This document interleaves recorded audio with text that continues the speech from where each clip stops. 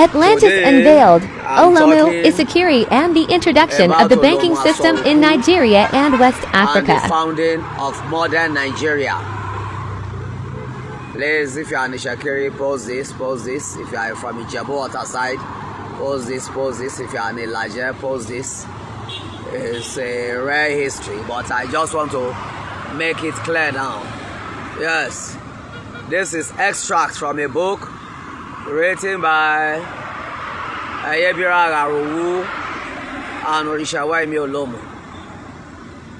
I won't give the whole history, but I will just give an aspect of it because of time factor. 1852,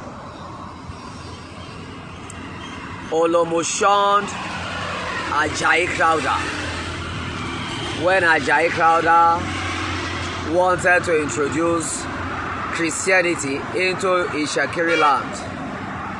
Olomo was in the lead at then. Yes. Olomo told him plainly that Christianity will cause lack of intelligence among Ishakiri. It will make youth to disrespect elders and so on. Along the coast of West Africa at that time, Olomo Asoroko, the son of Iweroko, was about the richest man. Same 1852, Olomo defeated Ogegba, made him a prisoner in Amukpe. Ukpe, we talk about Amukpe. Yes, if you are Ishakiri, you know what that means. Yes, he changed Sapele just before Amukpe into a slave camp. Sage Sibogi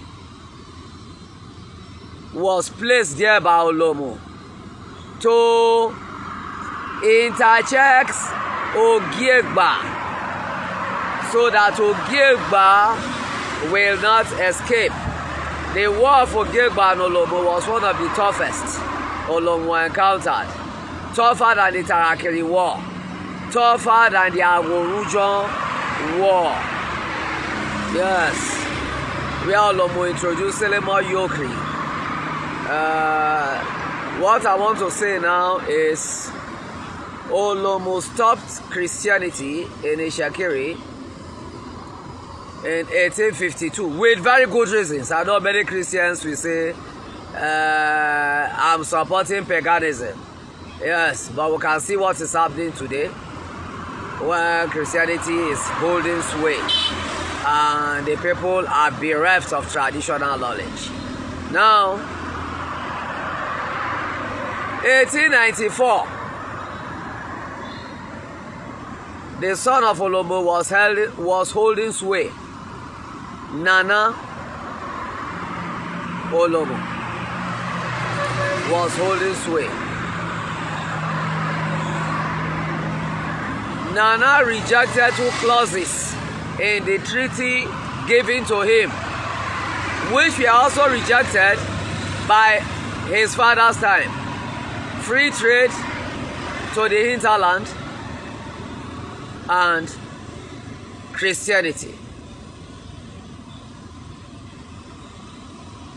Nana forgot that 1852 was not 1894 or 1884. So the rejection of the Christianity clause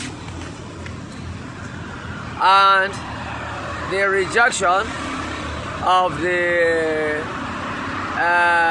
what will I call it now? The free trade clause were the main reasons that caused the Abrahamian War of 1894, which lasted for 52 days. 52 days. Yes. The mystery of Abrahami is that Abrahami stood for 52 years and was destroyed in 52 days.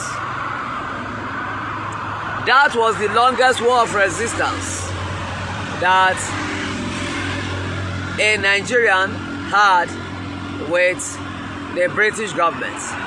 Samori Toure was able to play French imperialism against British imperialism, and he was able to fight the British for 10 good years. That was the longest resistance. But in what is now Nigeria, Nana fought the longest resistance. Why am I bringing the Christianity rejected by Olomo and he went free? Yes, Olomo went free because Ajayi Crowther, who preached Olomo, was a brother. According to the oral tradition I heard, in most of their discussion, which went late into the night, this man was speaking mostly Ijebu language because he could understand it very well. And Olomu was speaking Ishekiri, but they were able to converse and understand each other. They were able.